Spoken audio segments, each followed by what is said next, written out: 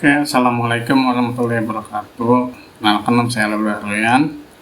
Pada kesempatan kali ini saya akan menjelaskan, mendemokan itu aplikasi to-do list saya.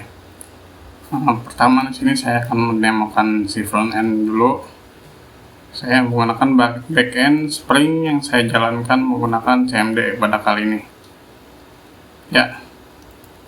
Yang pertama adalah kita coba untuk register dengan nama Alwi Abdullah, emailnya alwiabdullah@gmail.com, dan password 1 hingga 8.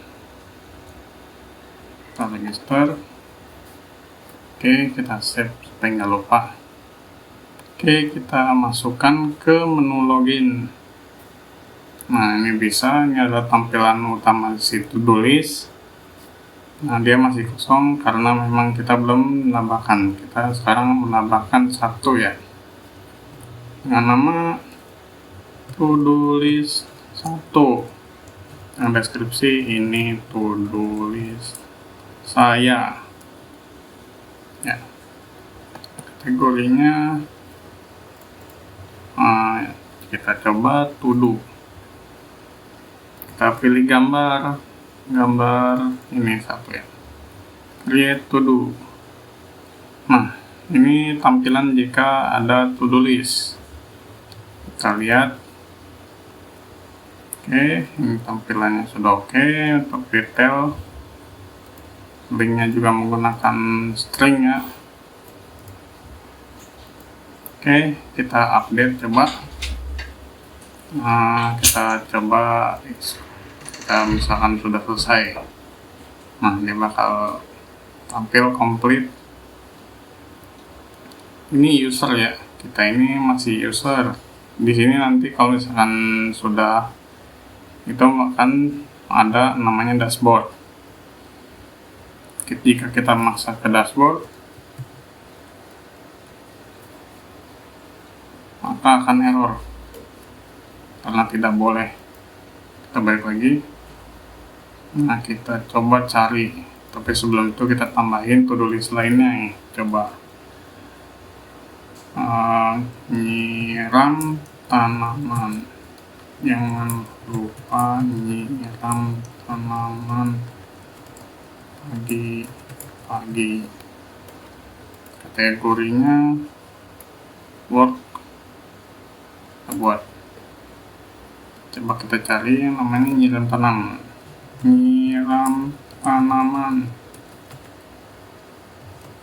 Oke, ada muncul. Nah, pencariannya cari juga. Sekarang kita filter kategori. Ini work ada, shopping tidak ada, kita to do ada. Oke, kita balik ke home. Sekarang kita coba delete. Bisa nggak delete? Kita hapus 1 ya, ke trash. Oke, ini udah ke trash. Ini adalah interface nya. Coba kita hapus selamanya. Oke, hilang ya.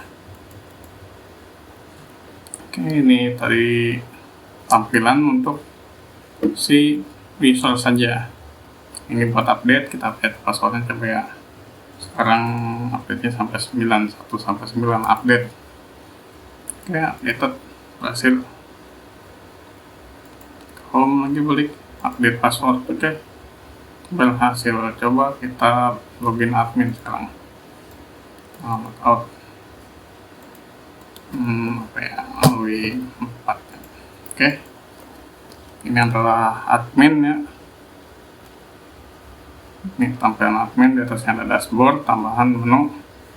Coba kita buka dashboard. Nah, ini bisa untuk melihat semua to-do list, semua kategori, all user, manage semuanya si admin ya. Bisa kita lihat semua all to-do list, totalnya ada 20, kita bisa lihat semuanya. Bisa next, 20 saja ya. 20 semuanya tertampilkan. bisa diubah-ubah juga. Dan ini ada to-do list. Ini bisa hapus, coba kita hapus berhasil. Bisa melihat yang siapa saja yang menggunakan kategori work, atau bisa diedit jika perlu. Coba kita tes. Jadi kayak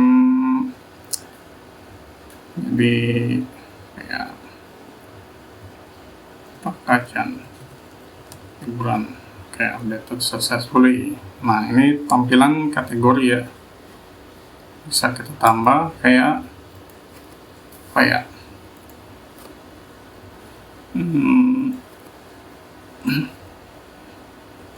programming. Oke. Kita berubah, kita kembali ke home dashboard. Oke, tadi itu to-do list, bisa ngeliat semuanya, bisa edit, bisa delete. Sekarang all user. Di sini kalau misalkan bersama admin kita nggak bisa menghapus. Oke, di sini sekarang kita coba hapus all user ya.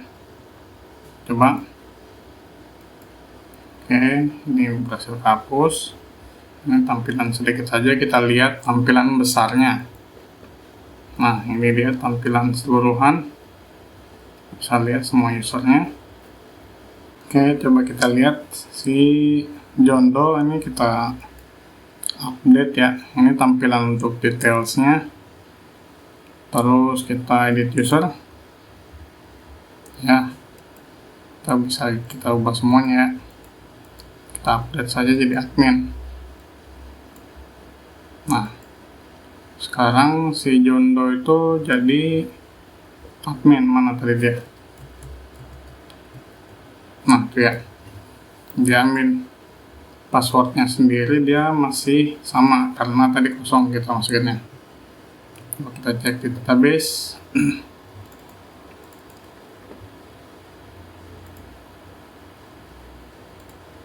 John Doe passwordnya tidak berubah karena tadi kosong ya. Sekarang dashboard lagi, mungkin itu saja ya untuk di front end. Kita lanjut ke demo ya. Sekarang ke front endnya. Ini adalah front endnya sendiri menggunakan Next.js. Ini ada beberapa komponen.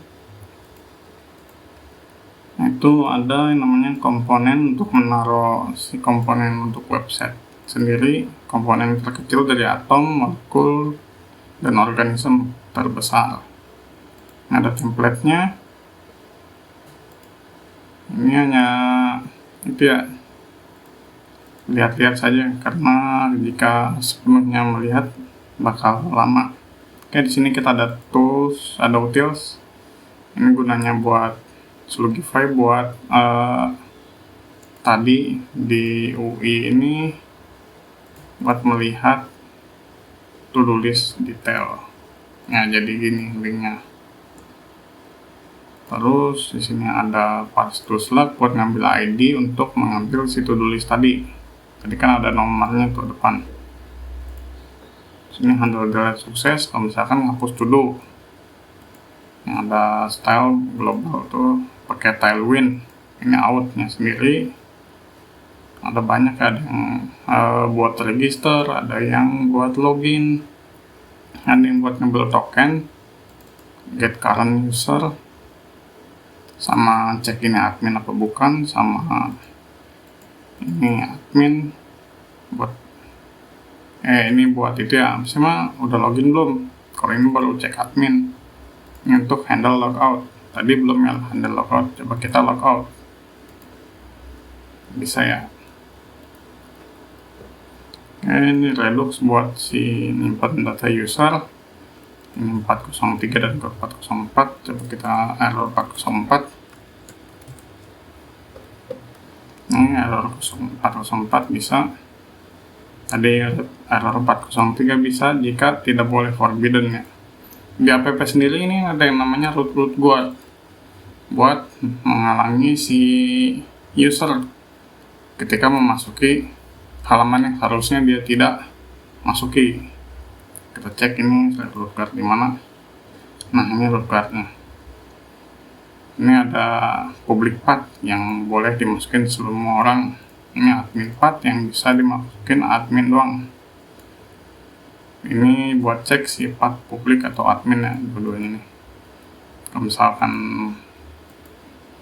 ini untuk maksudnya ngebolehin 404 untuk dikembaliin supaya usernya bisa melihat ini bahwa 404. Oke, ini jika belum login, ini ketika dia udah login, ini ketika dia bukan admin, akan dikembalikan ke router masing-masing. Ini ada foldernya.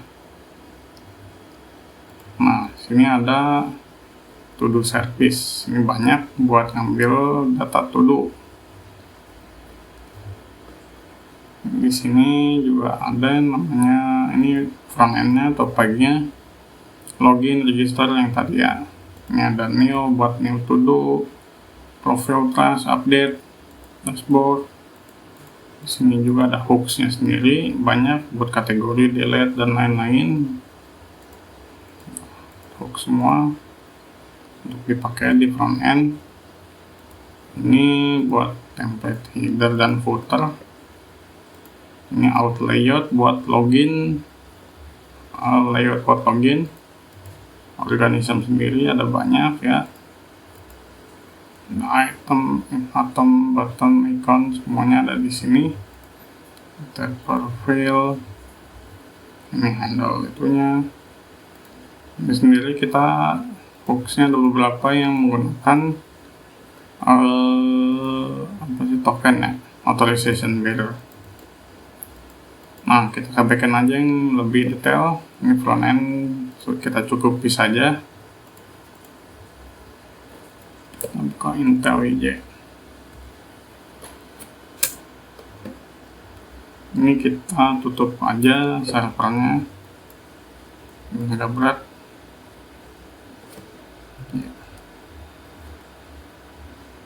Kita tutup.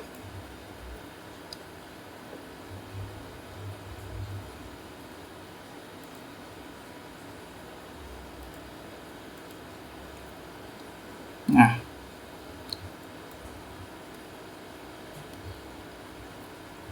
di sini adalah backendnya. Kita lihat di sini, kita untuk pertama ada config untuk pengaturan si security-nya, JWT request filter untuk pengaturan JWT, Swagger config buat ngatur si Swagger sendiri. Ini security config gunanya buat ngatur itu security di Spring sendiri. Ini ada course yaitu untuk mengatur si akses ke si itu namanya ini Spring ya. Ini allow credential, allow header, allow method, allow origin pattern. Ini buat website link yang boleh ngambil ya. Ini ada itu maksimal kadaluarsanya. Ini buat ngatur si itu ya, harusnya token waktunya ini sejam 3600 L itu long. Oke, ini ada authorization request. Ini buat ngatur semua request di API. Ada yang ini permittal untuk membolehkan semuanya, asrol admin itu membatasi hanya untuk admin saja. Jadi selain di front end untuk mencegah masuknya si user, di backend juga ada pencegahan supaya tidak ada akses yang forbidden, yang tidak boleh itu. Ini selain request di atas, maka harus autentifikasi. Jika belum notifikasi bakal dikeluarin ya. Ini buat naruh di dalam menaruh session ya, memakai JWT, autentifikasi. Jika sudah maka di build. Ini ada authentication provider buat autentifikasi si user tadi ya ketika login. Ini password encoder ya, buat ngencode passwordnya sendiri. Nanti kan pakai authentication itu password yang diinput bakal di encode, lalu dibandingkan dengan yang di database. Kalau yang di database sendiri yang belum berubah ini, yang sebelumnya saya belum pakai encode, ini yang udah pakai encode. Nanti dibandingin sama password yang ini sama yang diinput. Oke. Ini authentication manager. Lalu ada yang namanya util untuk support tadi ya. Ini ada generate token, yang penting ini buat ngambil si tokennya. Saya menambahkan beberapa. Di sini ada role is admin, dan ini buat ngecek dia admin atau bukan, maka ditaruh token kalau admin ya, buat kebutuhan front end supaya tahu kalau misalkan si user itu admin atau bukan tanpa yang namanya ngecek di database.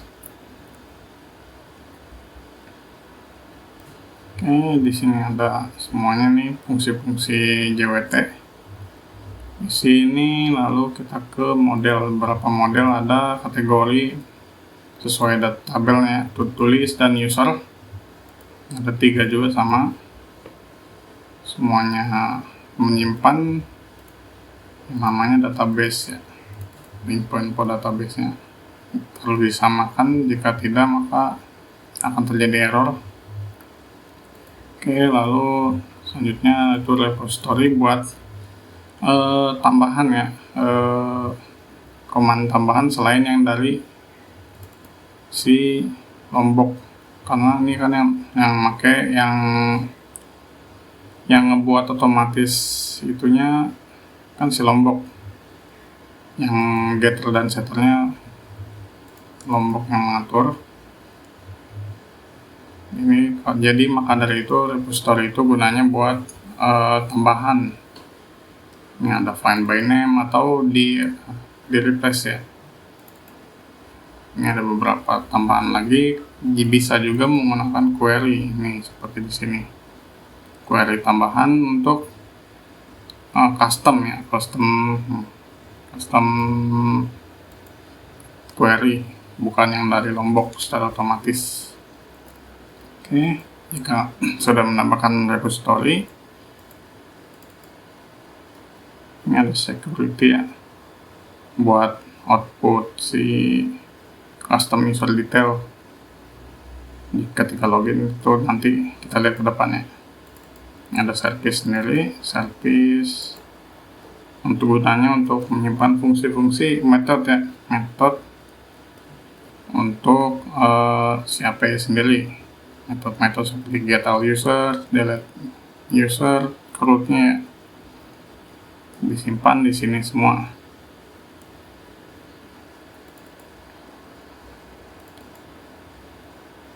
Untuk kita lihat gimana caranya untuk login di sini, karena beda ya. Nah, ini login. Login user. Ya. Nah, ini mah yang nggak dipakai. Ini di controller ya untuk masalah login. Ini ada controller login. Nah, ini loginnya pakai tadi authentication. Ini untuk secara otomatis ngecek apakah si login request get username, ini login request dari si usernya sendiri, login request get password. Maka si ini akan membandingkan apakah sesuai dengan database atau bukan secara otomatis, tidak menggunakan metode. Cara kedua tadi yang menggunakan metode. Ini buat ngambil username, lalu dimasuk. Ini ada cek admin apa bukan. Maka jika sudah, tadi generate token pakai username dan ini dia admin apa bukan. Buat ngecek dia data admin apa bukan, dimasukin ke JWT nanti. Kita bisa lihat juga di sini tokennya mana ya, Postman.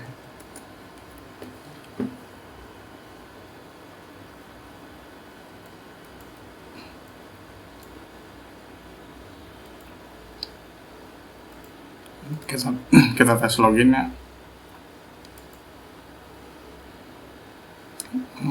Servernya belum jalan. Oke, sambil nunggu kita lanjut lagi. Ini ada controller buat mengkontrol si pathnya, path API atau endpoint API dan metodenya apa, lalu requestnya apa sebelum menggunakan metode di si service. Kan dari service mana dimasukkan ke sini, lalu error handlingnya di sini semua. Sebenarnya di service juga bisa, cuman biar lebih rapih kita masukkan di sini kebanyakannya. Buat soalnya ini bakal dibalikin ke request seperti forbidden, nanti biar bisa di handle di front end-nya. Oke, sudah jalan. Coba kita login. Nah, ini tokennya ya. Coba kita lihat ini isinya apa aja nih. Ini menggunakan JWT. Jadi kita menggunakan JWT ayo buat dekonstruksi. Oke, ini dalamnya John Doe admin true. Oke, dia admin John Doe.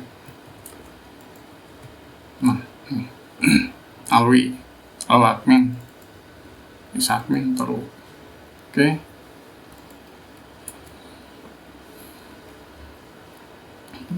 kita balik lagi.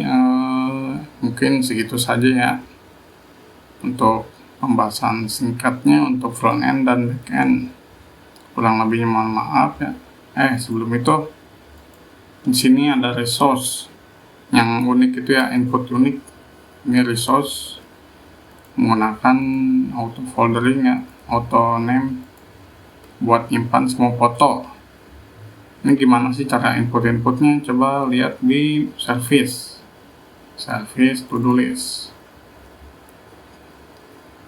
Di bagian sini. Ini buat update, ini buat create. Nah, di sini untuk pathnya sendiri dibuat menggunakan fungsi metode yang namanya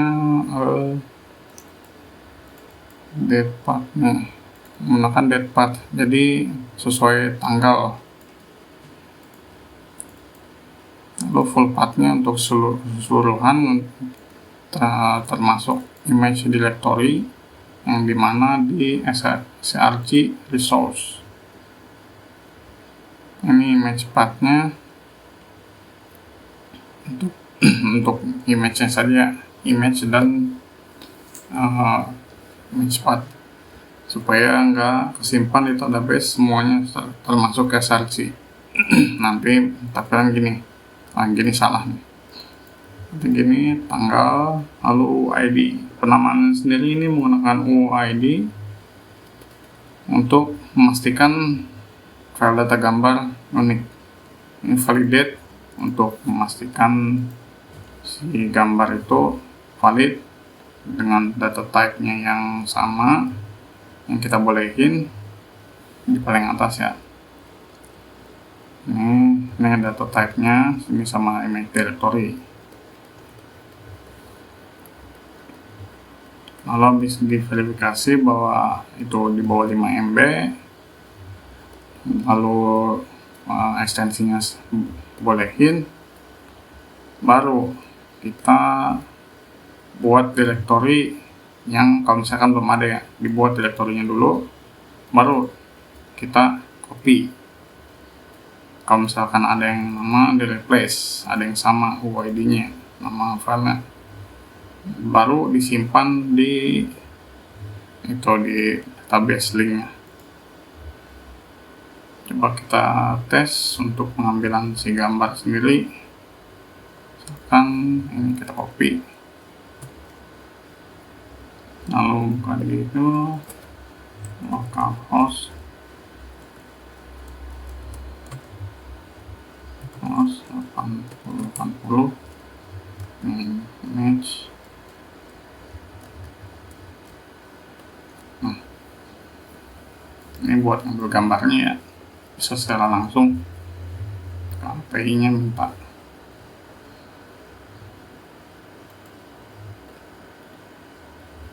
Kenapa kok bisa? Karena dia tipenya kan gambar ya, jadi di request gini bisa.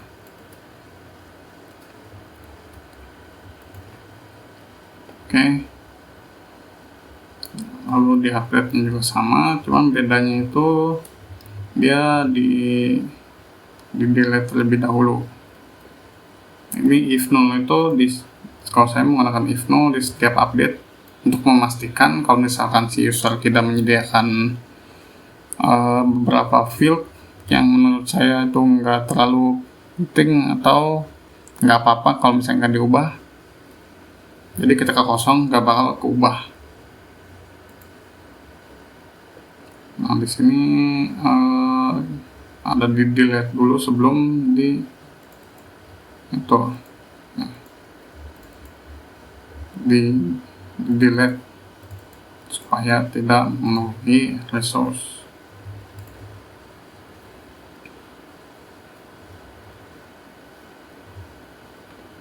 Oke. Lagi ya. Ini DTO untuk mengatur request dan response. Requestnya sendiri ditentuin di sini apa aja yang dibolehin, jika tidak di luar dari ini maka ditolak. Responsnya juga sama, hanya menyediakan yang ada di sini. Oke, mungkin itu saja secara singkat penjelasan dari saya. Kurang lebihnya mohon maaf. Assalamualaikum warahmatullahi wabarakatuh.